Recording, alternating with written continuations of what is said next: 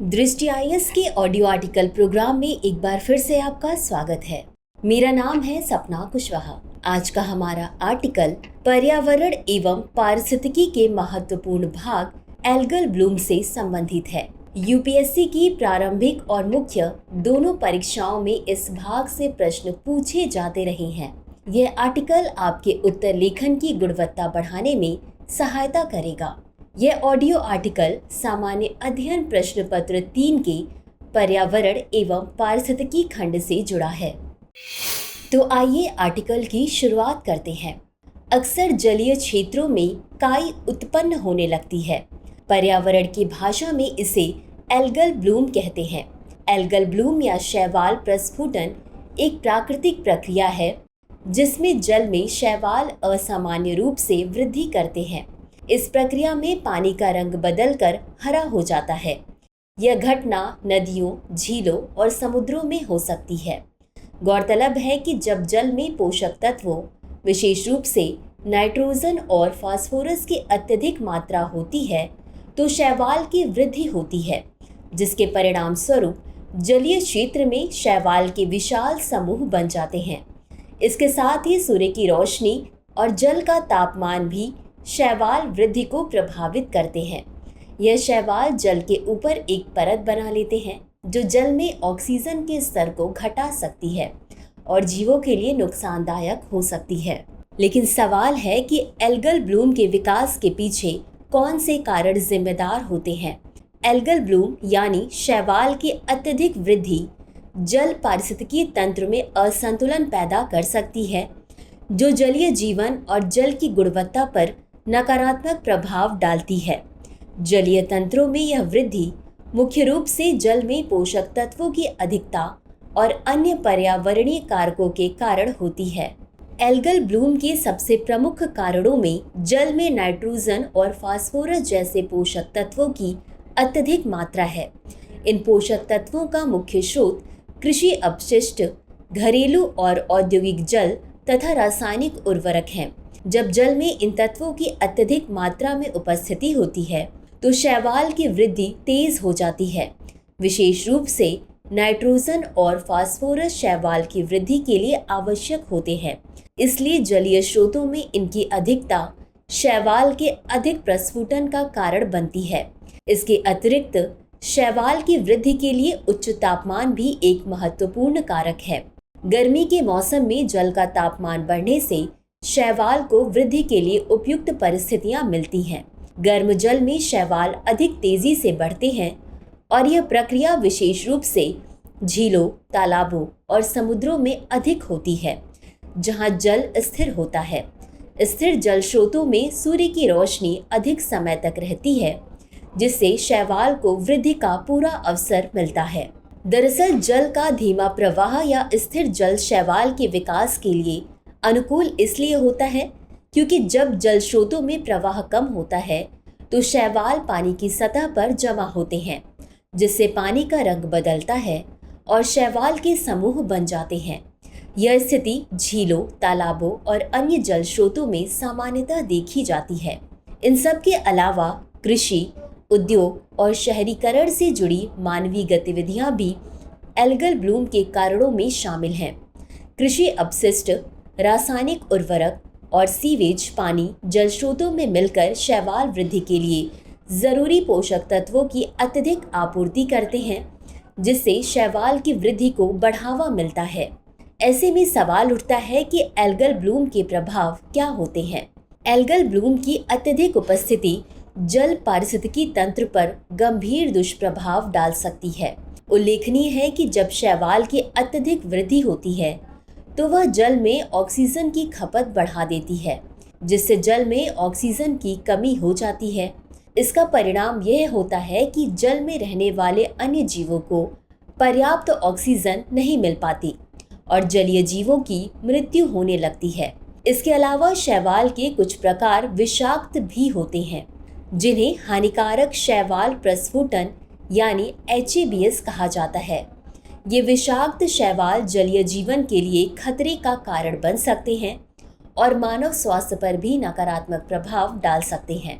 हानिकारक शैवाल जैसे साइनोबैक्टीरिया, डायटम्स और गोल्डन शैवाल जल में विषाक्त पदार्थों का उत्सर्जन करते हैं, जो मछलियों, वाटर बर्ड्स और अन्य जलीय जीवों के लिए जहरीले होते हैं। इन विषाक्त पदार्थों के संपर्क में आने से जलीय जंतुओं में मांसपेशियों में कमजोरी, श्वास संबंधी समस्याएं और यहाँ तक कि मृत्यु भी हो सकती है।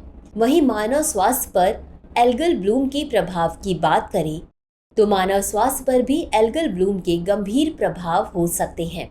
जब लोग एल्गल ब्लूम वाले जलीय तंत्रों का इस्तेमाल करते हैं तो शैवाल के विषाक्त पदार्थ उनके शरीर में घुस सकते हैं। यह पेय जल प्रदूषण का कारण बन सकता है, जिससे जलजनित बीमारियां फैल सकती हैं। इसके अलावा एल्गल ब्लूम से उत्पन्न विषाक्त पदार्थों का सेवन करने वाले मछली और अन्य जलीय जीव भी मानव भोजन श्रृंखला में समाहित हो सकते हैं, जिससे खाद्य सुरक्षा पर खतरा उत्पन्न हो सकता है। लेकिन सवाल है कि एल्गल ब्लूम की रोकथाम और नियंत्रण के लिए कौन से उपाय अपनाए जा सकते हैं। एल्गल ब्लूम विशेष रूप से हानिकारक शैवाल प्रस्फुटन यानी HABs जल पारिस्थितिकी तंत्र और मानव स्वास्थ्य के लिए गंभीर खतरे उत्पन्न कर सकते हैं। ऐसे में इसके रोकथाम और नियंत्रण के उपायों को समझना अत्यंत महत्वपूर्ण है। इसके प्रभावी नियंत्रण के लिए कुछ प्रमुख रणनीतियां अपनाई जा सकती हैं, मसलन पोषक तत्वों का नियंत्रण करना या जल तंत्र का शोधन करना आदि। दरअसल एल्गल ब्लूम के मुख्य कारणों में से एक जल में पोषक तत्वों की अधिकता है, विशेष रूप से नाइट्रोजन और फास्फोरस की। इन पोषक तत्वों का मुख्य स्रोत कृषि अपशिष्ट, रासायनिक उर्वरक और सीवेज पानी होते हैं। इन तत्वों के प्रवाह को नियंत्रित करने के लिए किसानों को उर्वरक का संतुलित उपयोग करने के लिए प्रेरित किया जा सकता है। इसके अलावा जल निकासी प्रणालियों में सुधार, जैसे अपशिष्ट जल को नदी या जलीय स्रोतों में मिलाने से पहले उपचारित करना आदि भी पोषक तत्वों के जल के मिश्रण को कम करने में मदद कर सकते हैं। उल्लेखनीय है कि जल शुद्धिकरण प्रणाली का उपयोग एल्गल ब्लूम की रोकथाम में महत्वपूर्ण भूमिका निभाता है। जल में उर्वरकों और अन्य पोषक तत्वों की मात्रा को नियंत्रित करने के लिए अपशिष्ट जल उपचार संयंत्रों का सही तरीके से संचालन करना आवश्यक है। इसके अतिरिक्त नैनो फिल्टरेशन और रिवर्स ऑस्मोसिस जैसी उन्नत जल शुद्धिकरण तकनीकों का उपयोग भी जल में पोषक तत्वों के स्तर को कम करने में प्रभावी हो सकता है। इसके अतिरिक्त जल की स्थिरता एल्गल ब्लूम को बढ़ावा देती है, क्योंकि स्थिर जल में शैवाल को सूर्य की रोशनी और पोषक तत्वों की अधिकता मिलती है। इसलिए जल में प्रवाह बढ़ाकर एल्गल ब्लूम को नियंत्रित किया जा सकता है। तालाबों और झीलों में जल को घुमाने के लिए पंपिंग सिस्टम्स का उपयोग किया जा सकता है, जिससे शैवाल के प्रस्फुटन का खतरा कम होता है। इसके अतिरिक्त जल की स्थिरता एल्गल ब्लूम को बढ़ावा देती है, क्योंकि स्थिर जल में शैवाल को सूर्य की रोशनी और पोषक तत्वों की अधिकता मिलती है। इसलिए जल में प्रवाह बढ़ाकर एल्गल ब्लूम को नियंत्रित किया जा सकता है। तालाबों और झीलों में जल को घुमाने के लिए पंपिंग सिस्टम्स का उपयोग किया जा सकता है, जिससे शैवाल के प्रस्फुटन का खतरा कम होता है। इसके अतिरिक्त जैविक नियंत्रण विधियां भी एल्गल ब्लूम के प्रभावी नियंत्रण में मदद कर सकती हैं। उदाहरण के लिए कुछ प्रकार के मच्छरों या जलजीवों को शैवाल के साथ प्रतिस्पर्धा करने के लिए पेश किया जा सकता है। इसके अलावा कुछ विशेष बैक्टीरिया और मोलस्क भी शैवाल के विकास को अवरुद्ध करने में सहायक होते हैं। साथ ही रासायनिक उपचार का उपयोग भी शैवाल की वृद्धि को नियंत्रित करने के लिए किया जा सकता है, लेकिन इसका उपयोग अत्यधिक सावधानी से किया जाना चाहिए। कई रासायनिक एजेंट जैसे कॉपर सल्फेट का उपयोग शैवाल को मारने के लिए किया जाता है, लेकिन इनका जल जीवन पर नकारात्मक प्रभाव भी पड़ सकता है। इसलिए रासायनिक उपचार को केवल वैकल्पिक उपाय के रूप में अपनाया जाना चाहिए और गति आवश्यक होने पर ही इसका इस्तेमाल किया जाना चाहिए। इसके अलावा जल के गुणवत्ता स्तर की नियमित निगरानी और विश्लेषण करना एल्गल ब्लूम के प्रभावी नियंत्रण में मदद करता है। इसके लिए जल परीक्षण करने और शैवाल के घनत्व का मूल्यांकन करने की आवश्यकता होती है। इससे किसी भी अनियमितता का समय पर पता चल सकता है और उचित कदम उठाए जा सकते हैं। किसी समस्या के निराकरण में जन जागरूकता और शिक्षा की महत्वपूर्ण भूमिका होती है। इसलिए एल्गल ब्लूम की रोकथाम के लिए समुदायों के बीच जागरूकता बढ़ाना चाहिए। किसानों, जल निकासी अधिकारियों और स्थानीय निवासियों को शैवाल के विकास को नियंत्रित करने के तरीकों के बारे में शिक्षित किया जा सकता है। इसके लिए सरकार और एनजीओ को भी समय समय पर जागरूकता अभियान संचालित करते रहना चाहिए। अब आगे देखते हैं आगे की राह। गौरतलब है कि एल्गल ब्लूम एक गंभीर पर्यावरणीय समस्या बन चुका है, जो जल पारिस्थितिकी तंत्र और मानव स्वास्थ्य दोनों के लिए खतरे का कारण बन सकता है। शैवाल की वृद्धि केवल जल की गुणवत्ता को प्रभावित नहीं करती, बल्कि जल जीवन और खाद्य श्रृंखला को भी नुकसान पहुंचा सकती है।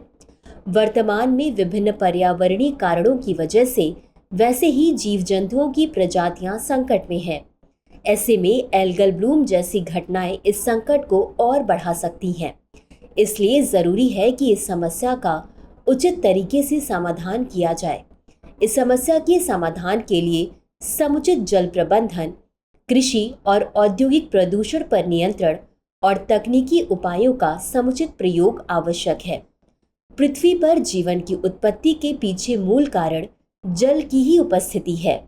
यदि किसी भी कारण से जल तंत्र के अस्तित्व पर संकट आता है, तो पृथ्वी पर जीवन के अस्तित्व पर संकट आना तय है। चर्चा को यहीं विराम देते हैं और नोट करते हैं आज का सवाल। एल्गल ब्लूम किस तरह से जलीय पारिस्थितिकी तंत्र को प्रभावित करते हैं? इनके नियंत्रण के लिए किस प्रकार के जैविक उपाय अपनाए जा सकते हैं? तो व्यूवर्स, आज के लिए बस इतना ही। मिलते हैं अगले एपिसोड में किसी नए टॉपिक के साथ। तब तक के लिए धन्यवाद। डियर व्यूअर्स, अपने एग्जाम की तैयारी को और बेहतर करने के लिए हमारे चैनल को लाइक, शेयर और सब्सक्राइब करना न भूलें।